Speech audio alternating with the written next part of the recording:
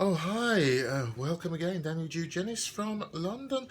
And you'll never guess what? It is really, really hot in London today. And this is something of what we call the bank holiday weekend. What happens, like if you're in the US, it's kind of like a Labor Day, a public holiday, nearly always on a Monday. And so we have today it is the May Day bank holiday.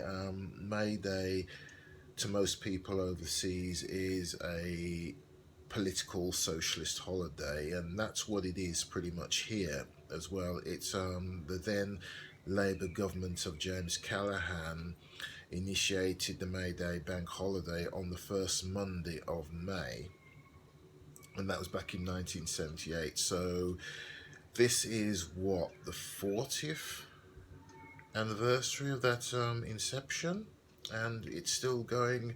Never really had much time for May Day, really.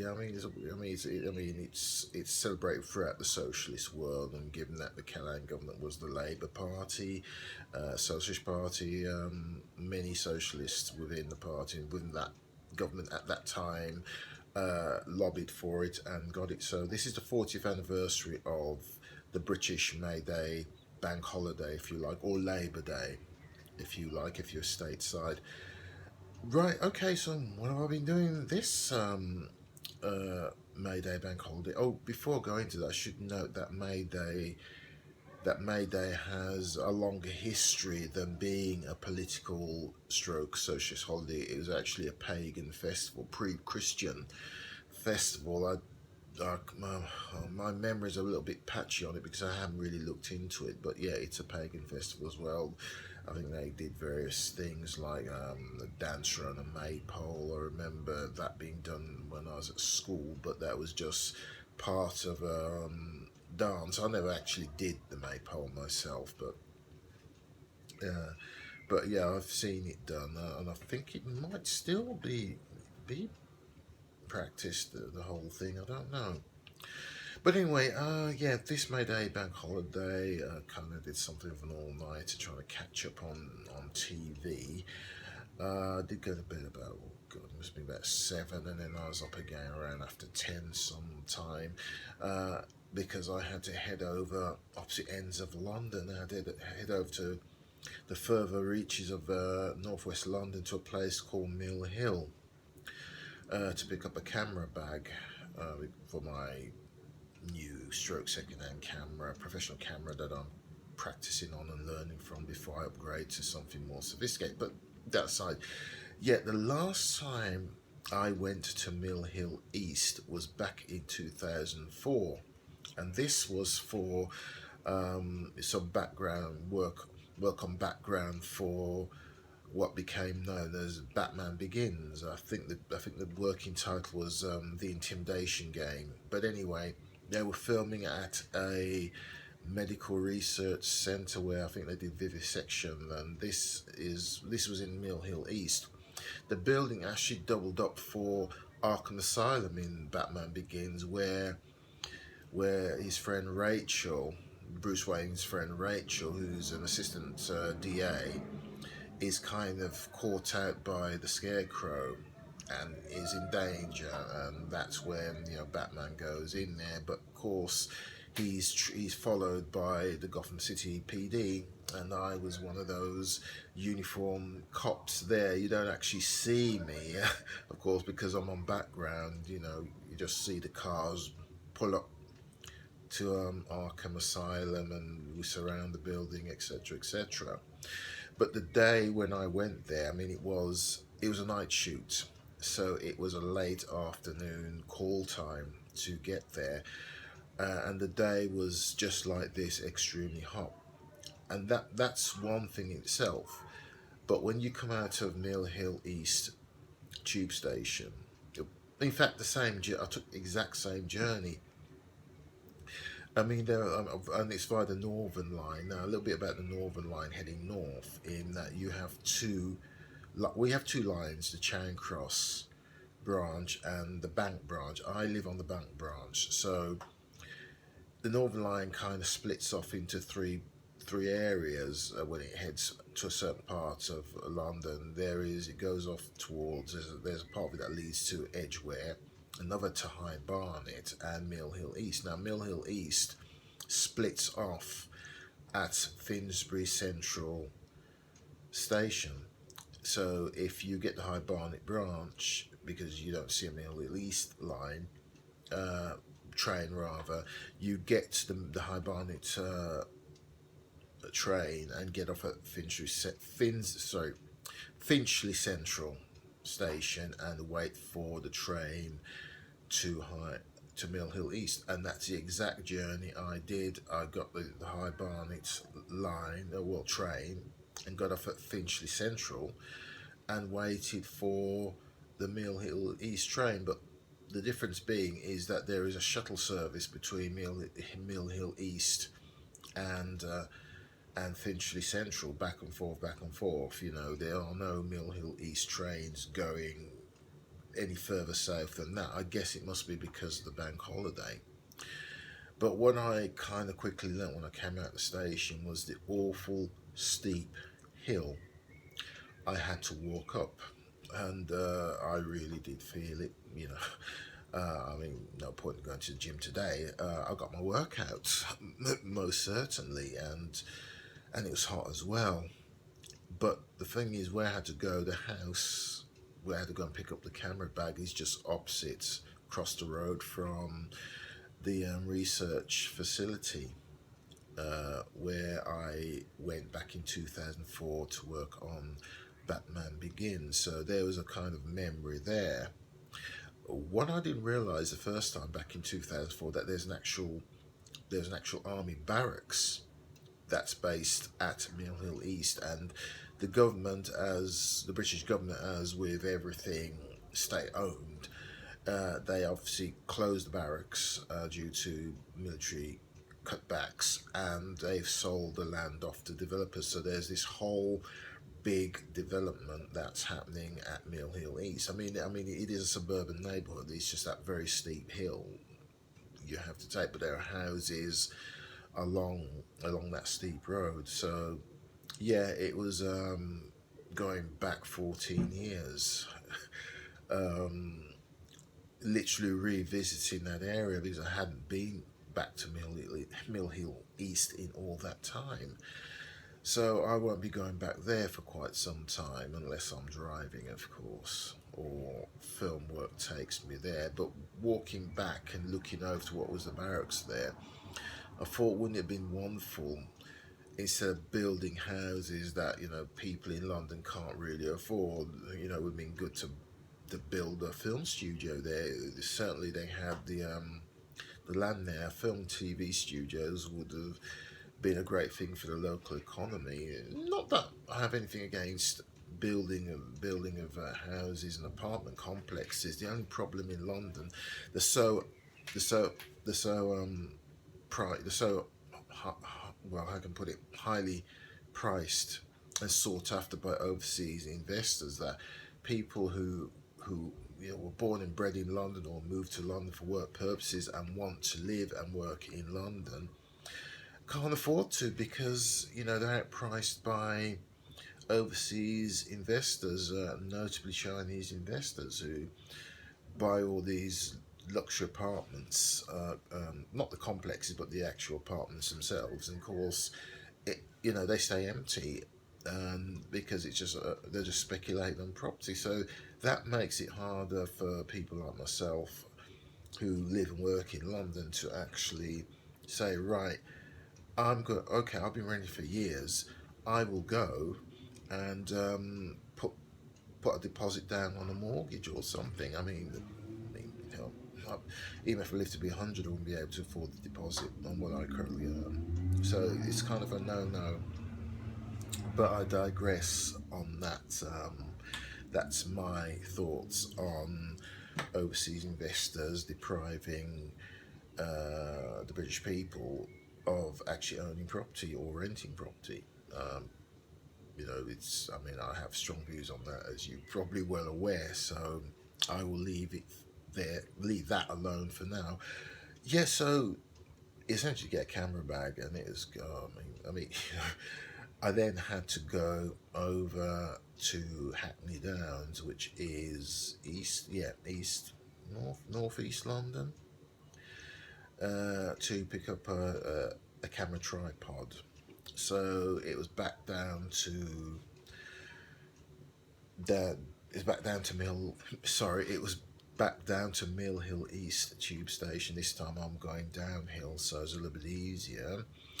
Waiting on a really hot platform for a train to take me to Finchley Station before I got on another Northern Line train heading south. What I was going to do was head back to a place called Angel, where it has a tube station there, which is on the Northern Line, and pick up a number 30 bus, which would have taken me 16 stops to Hackney Downs. But I decided it would be quicker to get the train down to Camden Tube Station and walk up the Camden Road to the Camden Overground Station. This is like your main overhead, not overhead, but you know, the main. It's not on the ground, essentially, a regular train. The only problem with that, I couldn't find the station.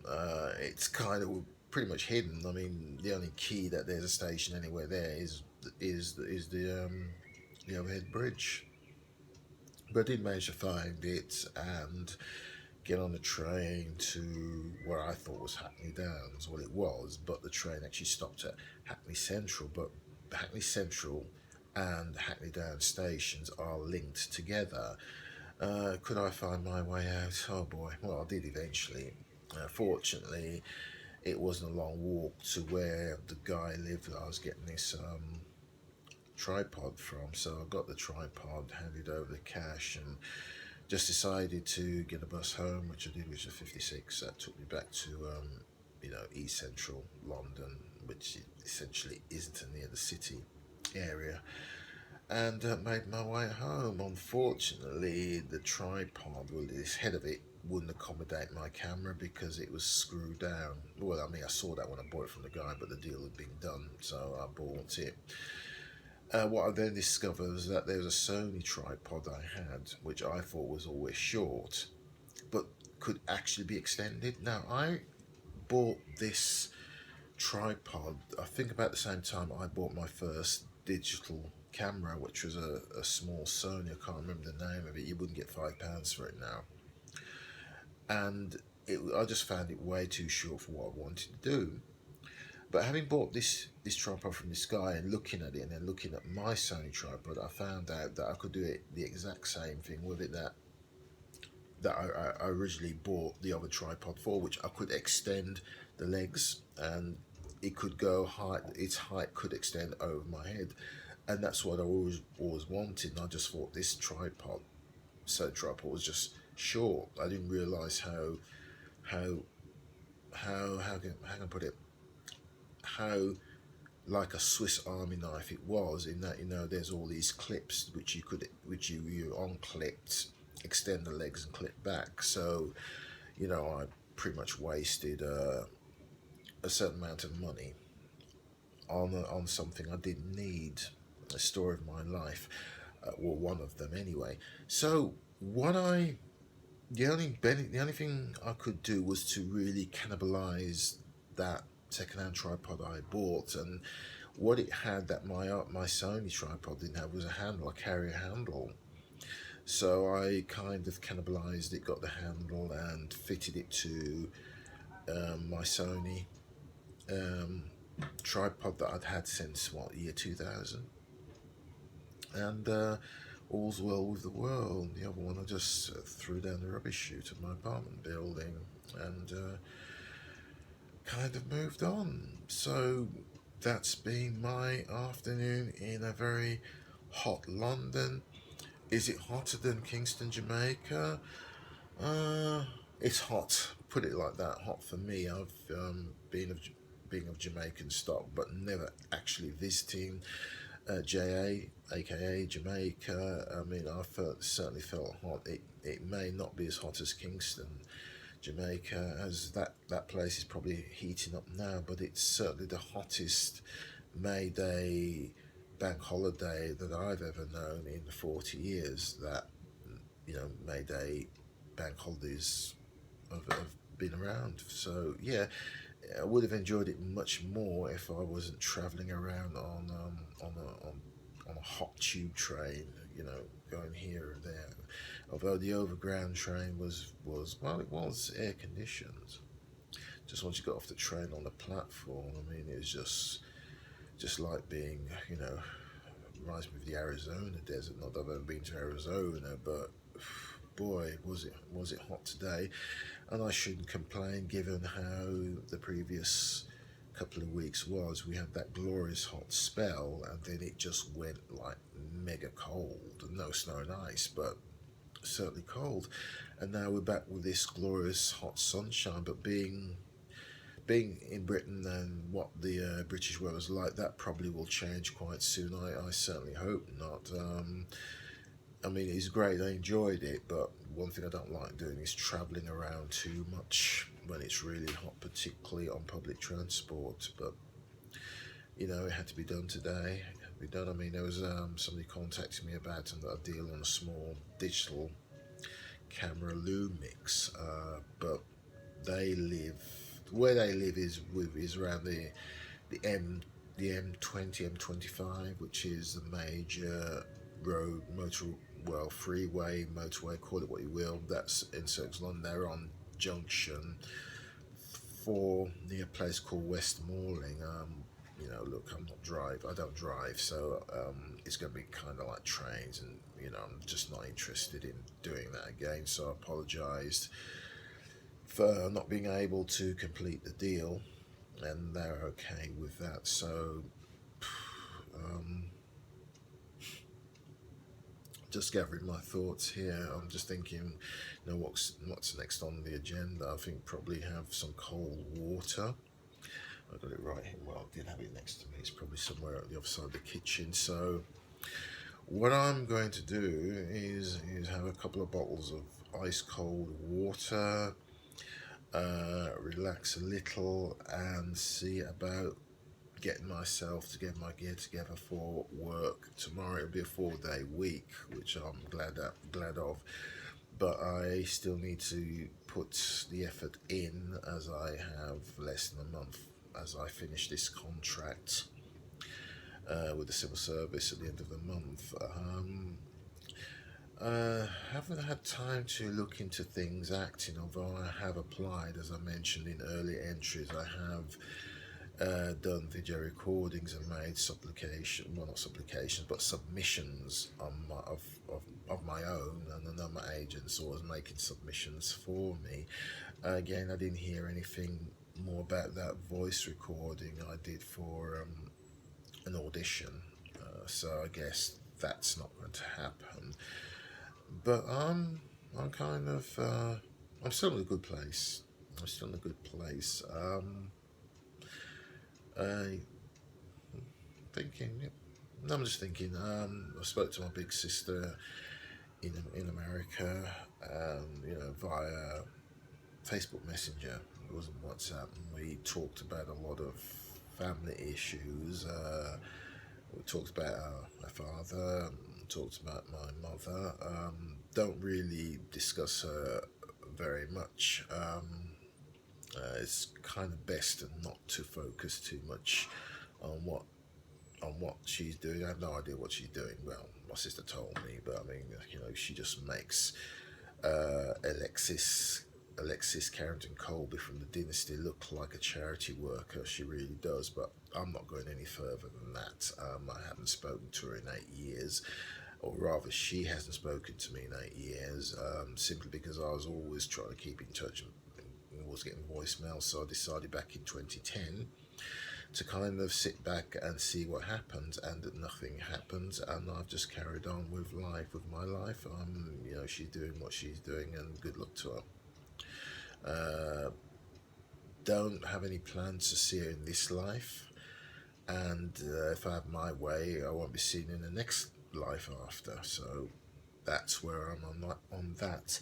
So what I'm going to do, I'm going to kind of go away and do my thing, as they say, and I will talk to you again soon.